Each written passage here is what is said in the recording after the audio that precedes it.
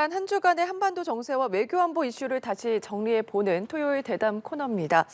연합뉴스 TV 베이징 특파원과 연합뉴스 북한부를 거쳐서 현재 국제 분야를 맡고 있는 이봉석 기자 나와 있습니다. 어서 오십시오. 안녕하십니까? 네, 저희가 조금 전에 속보가 먼저 들어와 있어서요. 이 도발 관련해서 먼저 정리를 해주실까요?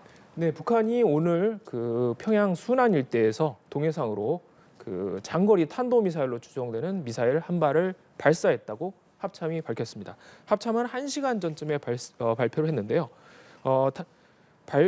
발사된 장소는 평양 순안 일대고 미사일은 최소 한 발이 발사된 것으로 알려졌습니다. 합참은 장거리로 추정된다고 밝혔습니다. 네. 또 그리고 일본 해상보안청도 북한이 탄도미사일로 보이는 발사체를 쐈다고 밝혔다고 로이터 통신이 보도했습니다.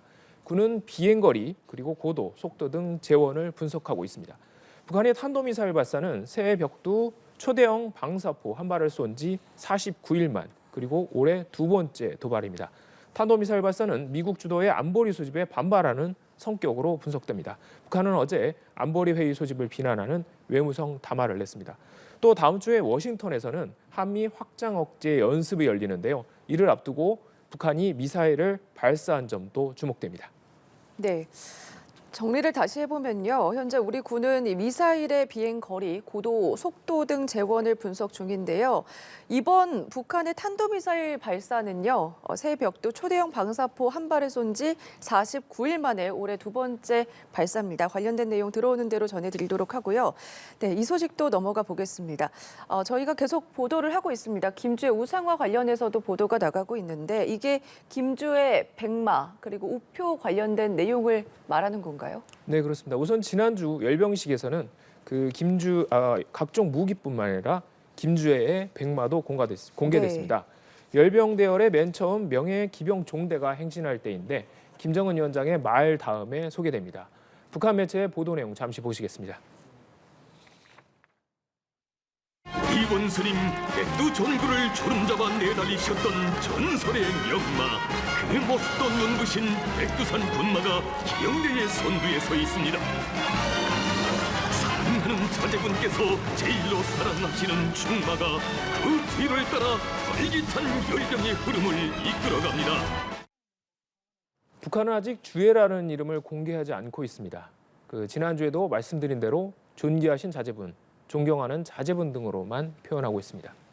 하지만 이번 열병식 때 사랑하는 자제분이라고 말할 때 카메라가 김주애의 얼굴을 잡고 있었고 2013년 방북한 전 NBA 선수 데니스 로드먼은 김정은 위원장과 리설주가 낳은 딸이 주애라고 밝혔습니다.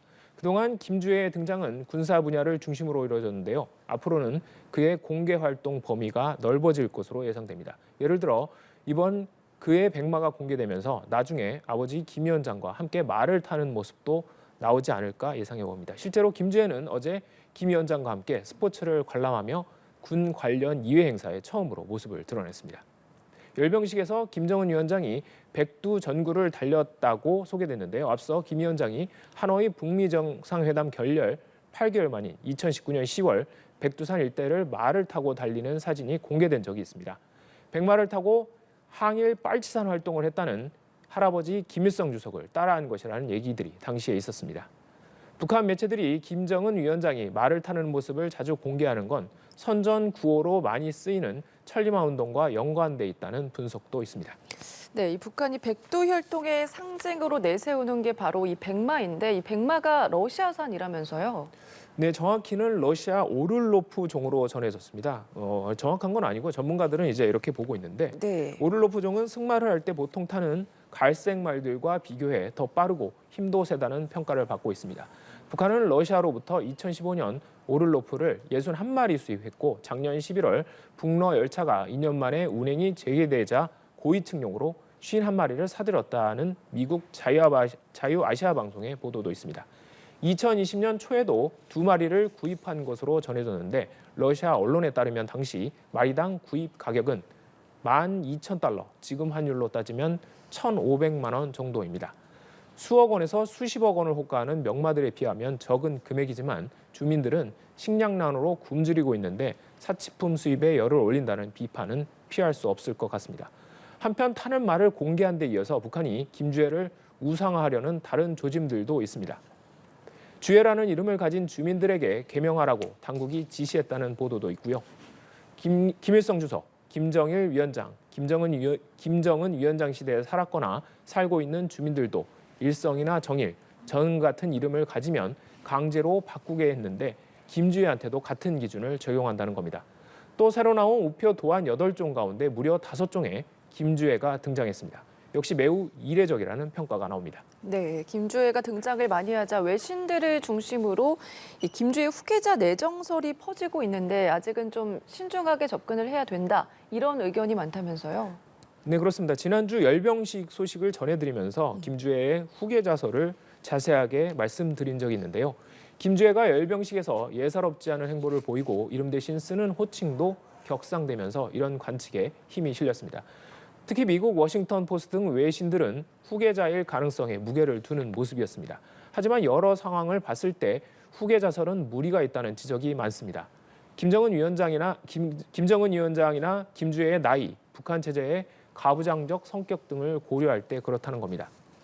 권영세 통일부 장관도 이런 점들을 들어 후계자설과 관련해서는 의문점이 많다는 입장을 나타냈습니다. 전문가의 얘기도 잠시 들어보시겠습니다. 나이는 지금 한 10세 내지 11세 되는 걸로 지금 추정이 되고 있어요. 너무 어리다라는 거고요. 또 지금 후계자 수업을 준비하기에는 김정은이 39세입니다. 84년생이니까. 너무 젊다라는 거죠. 그렇다면 북한이 이렇게 김주혜를 띄우는 의도가 무엇일까 궁금해질 수밖에 없는데요. 통일부는 김정은 위원장을 비롯한 백두 혈통을 중심으로 한 체제 결속을 단단히 하기 위한 조치로 보고 있습니다. 김 위원장과 그 일가에 대한 충성을 유도하기 위해 김주혜를 끌어들였다는 겁니다. 심각한 식량난 등 민심이 흉흉해지자 주민들의 불만을 달래기 위한 의도된 연출이라는 분석도 있습니다. 반면에 김여정 노동당 부부장은 열병식 행사장 구석에서 실무적인 역할만 한 것으로 보이는데요. 과거 남북 정상회담이나 북미 정상회담 국면에서도 김여정 부부장은 조심스럽게 행동하는 모습을 보였기 때문에 이례적인 것은 아니지만 김주혜가 상대적으로 부각되면서 대조를 이루고 있다는 분석이 나옵니다. 네, 그리고 윤석열 정부의 첫 국방백서가 공개가 됐습니다. 북한은 적이다 이런 표현이 다시 담겼다면서요. 네, 그렇습니다. 작년 12월에 그 국방백서 초안에 북한 정권과 북한군을 적으로 규정하는 표현이 들어갔다고 말씀드린 적이 있는데요. 공식 발간된 국방백서에는 북한 정권과 북한군은 우리의 적이라고 적시됐습니다. 국방부의 발표 내용 잠시 들어보시겠습니다. 북한 위협의 실체와 엄중함을 명확히 인식할 수 있도록 북한 정권과 북한군이 우리의 적임을 명확히 기술하였습니다. 북한이 적이라는 표현이 등장한 건 6년 만입니다. 2010년 천안함 폭침과 연평도 포격을 계기로 그에 발간된 백서에 북한 정권과 북한군은 적이라는 표현이 재등장했고 박근혜 정권까지 유지됐습니다. 그러다 문재인 정부가 들어선 이후 2018년과 2020년 국방백서에 북한을 적으로 규정하는 표현이 사라졌습니다. 국방부가 북한의 위협을 거론한 것처럼 현재 북한도 남한을 명백한 적이라고 규정하고 있는데요. 작년 말 북한 매체가 보도한 김정은 위원장의 발언 들어보시겠습니다. 남조선 괴뢰들이 의심할 바 없는 우리의 명백한 적으로 다가선 현 상황은 전술 핵무기 다량 생산의 중요성과 필요성을 부각시켜주고 나라의 핵탄 보유량을 기하급수적으로 늘릴 것을 요구하고 있다고 하면서 북한을 적으로 지목한 이유 가운데는 북한의 핵 개발도 있는데요. 국방백서에는 북한이 핵무기를 제조할 수 있는 플루토늄 70여 킬로그램을 보유한 것으로 평가했습니다.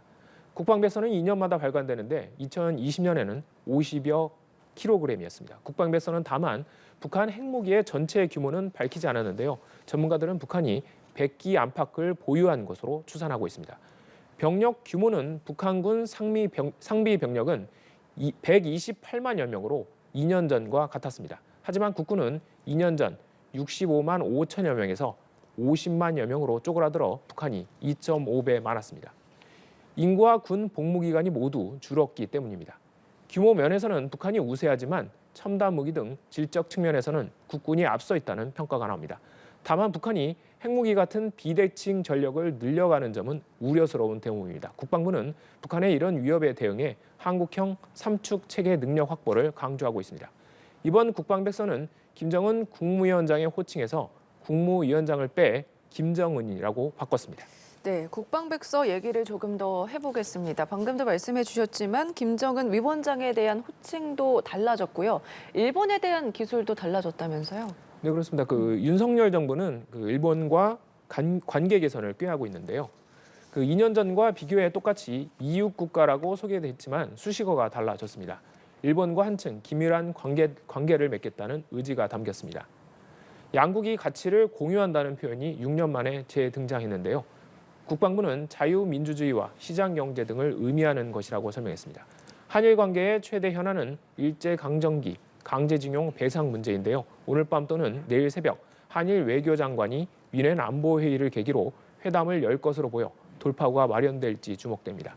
또 2020년 국방백서에는 미국과 북한을 붙여서 부르는 북미라는 단어를 썼는데 이번엔 미북으로 순서를 바꿨습니다. 같은 민족이지만 적인 북한보다 혈맹인 미국을 먼저 내세운 겁니다.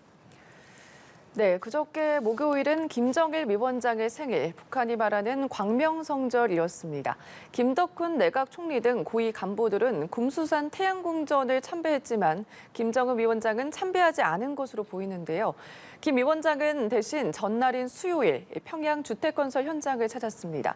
올해 첫 현지 시찰에 나선 건데 북한의 식량난이 심각한 것으로 알려진 가운데 김 위원장이 도발보다 민생을 더 챙길 수도 있다는 기대도 있었지만 북한이 오늘 올해 두 번째 탄도미사일 도발을 벌이면서 섣부른 기대가 아니었나 그런 생각을 해보게 됩니다. 네, 오늘 여기까지 듣겠습니다. 고맙습니다. 감사합니다.